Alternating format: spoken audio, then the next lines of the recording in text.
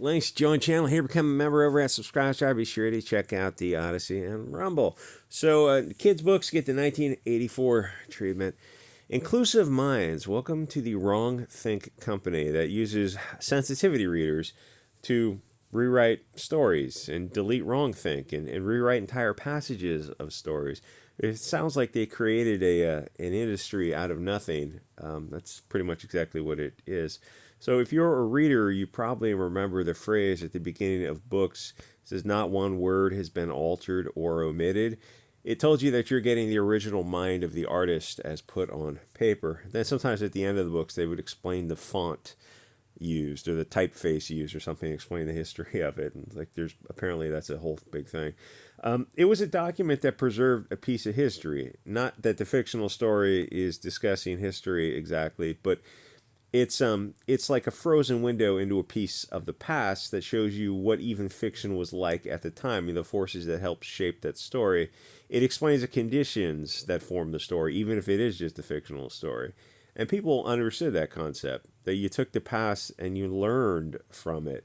It's impossible to judge the past by modern standards because there's too many factors that went into that point in space-time.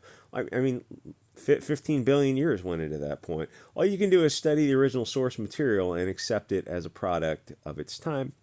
Because obviously, the alternative, I mean, in the future, it's like, won't they judge you as harshly as you judge the past? It's like, don't you want to put a stop to this right now and say, oh yeah, we understand the past was different. The past is they do things differently there. Because, I mean, like, what do you think? How do you think the future is going to hold you? Oh, well, the future is like we have memories of goldfishes. They're going to judge you for things that are just inconceivable to you now.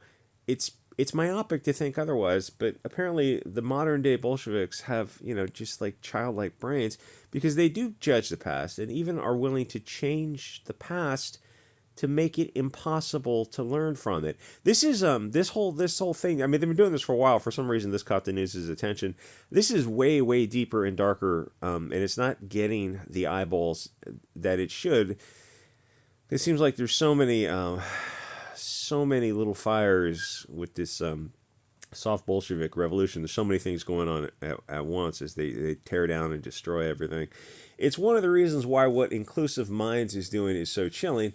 They're presenting these stories to kids, and that's all they'll know about this story. They'll think they'll have read the story. They don't understand the preamble at the beginning of the book where they go, oh, this book has been altered to, updated or something. It's like, wait, so you've like this isn't the original story. No, this is not the original story. You'd have to say this is after the original story. This is a modern day rewriting of the story. But it's like the kids are going to walk away from this and they're going to think, oh, I read the story. It's like, no, you read Inclusive Minds' Good Think version of the story. If you go back and read the original story, you're going to notice that it has all the spark and the life that was sucked out of it through this, global corporation. So they think like, no, this is not the author in the period of time that's captured in that frozen little piece of time. Nothing about a rewritten story is real because it's not the story, which you could just say was the inspiration for the story, but it's not. You're not reading the author's actual story. Inclusive Mind is erasing the past, and most liberals are cheering on this sort of thing. So 1984, Animal Farm, yeah, throw in A Brave New World, Fahrenheit 451. Wait, weren't firemen doing something different in the past? What do you think tearing down statues and icons means? Anyone in the media want to ponder the larger implications of that? Any historical parallels? No, they don't. As we saw in the summer of 2020 of love, if the country's at the stage of tearing down statues, then it's already too late to try to fix anything. It's better to divide into people who want to erase the past while simultaneously blaming the past, and then form a new country with the remnants of the old, where history isn't good or bad, but it's studied so it can be learned from. I mean, those two groups of people have interests adverse to each other. There's no point in continuing to pretend that we need to live together. It's disturbing to see how they change the words of a story, but it's disturbing that they can do it and that they want to do it, and that so many people on the left don't seem to have an issue with it now. These new stories are not the stories. It's the same bait and switch detrimental reliance concept that they use with comics or movies. Anything usually some great European created must be subverted and corrupted, but they still want the name recognition to get you in the door. but that's all they want. Then they substitute their global messaging into the story, and it's crap. It's all absolute garbage. You get Rings of Power. Well, what the fudge is Rings of Power? It's Amazon. It's not Lord of the Rings. It's just that the name gets the customers in the door. Now, to be fair, when you read the news often enough, you learn how to read in between the line. So no, the left-wing media isn't saying that this is 1984 style or anything, and that history needs to be preserved. They're not making a big deal about it exactly, but there's a big but there, because they are reporting on it in somewhat a neutral manner, which for the left-wing media is telling you something. But the truth is, say there are some free speech, old school, ballsy liberals out there who are, I guess you'd have to be over 40 or 50. But if they're writing for one of these Kotaku, ICVU type of digital news sites, the Mike Vox, Slate, Salon, Now This, BuzzFeed, there's like 24 of these sites, and they're all kind of roughly the same. And I mean, to be fair, some of them have gone out of business over the past 8 years.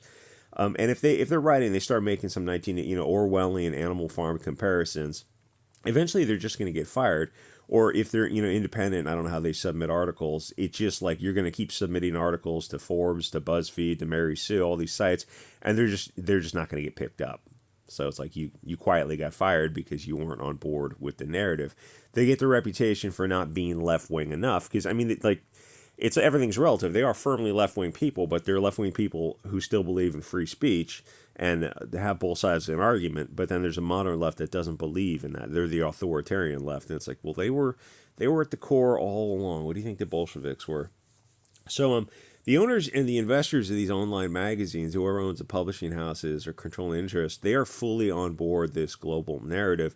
There are no two sides to a story. I mean, Leishman, or one of the girls, Steiner at the Mary Sue, is talking about South Park, and that was her point of view. Was there are no two sides. There's only our side. I mean, you hear that and like, how does an adult write this? Like, how did you get to be in your 30s and write this with a straight face and like never in your life? I mean, this is the participation trophy generation. Like, you never had anyone like introduce you to some I don't know concept of how argument and rhetoric works.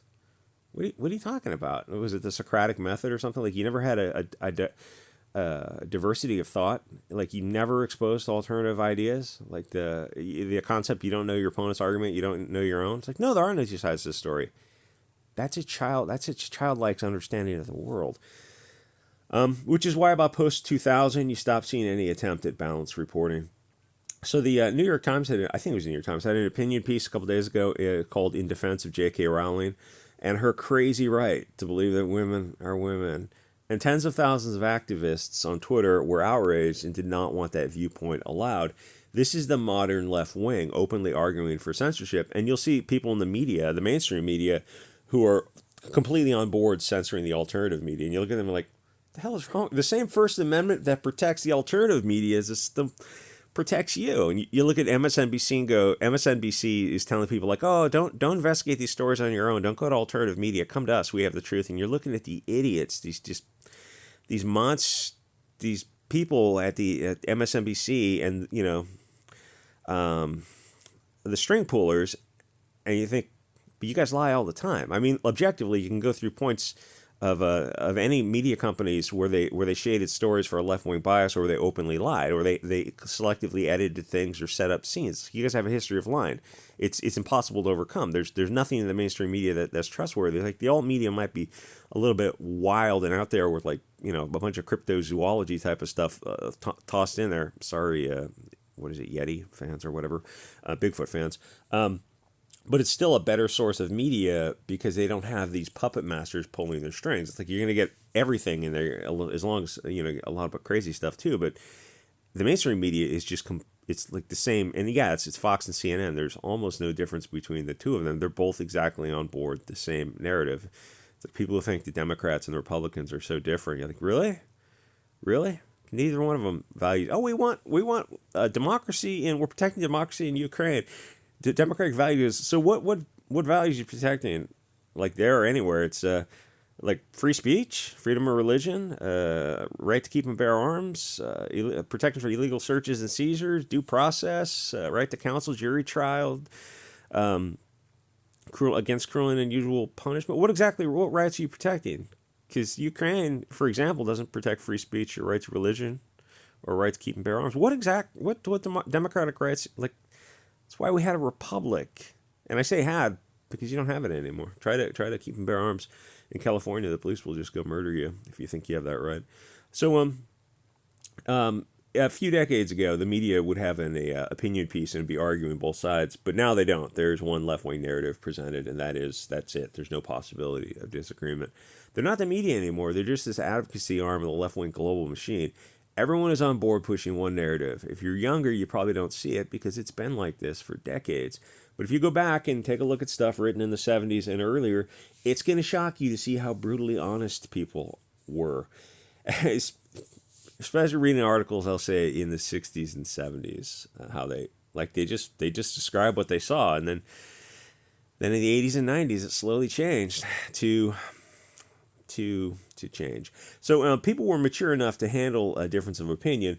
Now that's all changed. What we're seeing now is so bizarre. It's like childlike levels of emotion with adult bodies, where the wrong opinion online will get an SJW mob of NPCs to track you down and get you fired and have the banks close your accounts. It's like nobody in America is acting like an adult. The adults have left the building, so the right is scared to speak out, and the narrative just keeps getting shifted to the left, which isn't good because now we have little boys dancing on stage for men throwing dollar bills, and of course children taking Teva Pharmaceuticals' best export to be who they really are, which presumably would be the kids' Sans Pharmaceuticals. But that's Wrongthink, and eventually the banks will close my accounts also because that is the way of the world. Anyway, like, comment, subscribe, check out the subscribe star, and I'll see you guys all next episode.